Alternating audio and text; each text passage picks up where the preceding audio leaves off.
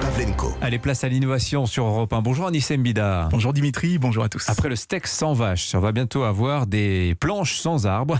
On va pouvoir fabriquer des morceaux de bois de n'importe quelle forme sans avoir à découper le moindre tronc d'arbre. Oui, parce qu'on va tout faire par culture cellulaire. Vous l'avez dit, ça va fonctionner exactement comme la viande en éprouvette. On part de vraies cellules d'arbres, on les fait pousser, se développer en laboratoire et elles finissent par créer du bois, du vrai bois. Et l'avantage, c'est qu'on peut fabriquer le morceau qu'on veut, par exemple juste le tronc, sans l'écorce, sans les branches, sans les feuilles, les racines, etc. Donc on évite les déchets, et deux, on peut lui donner n'importe quelle forme, dont faire pousser directement des planches, des pieds de table ou carrément des portes de meubles déjà sculptées, tout ce qu'on veut. Ce sont des chercheurs du MIT aux États-Unis qui ont démontré que c'était possible.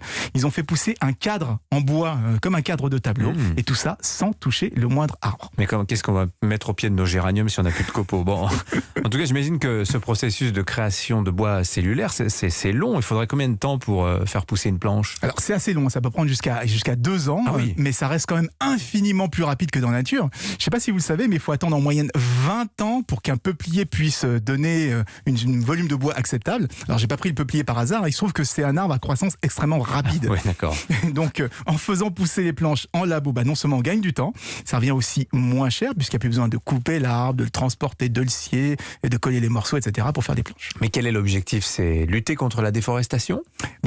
J'espère que ça va être une partie de l'objectif, parce qu'il y a des forêts durables, elles fonctionnent bien. D'ailleurs en France, il y a l'un des plus grands domaines forestiers européens, c'est une fierté.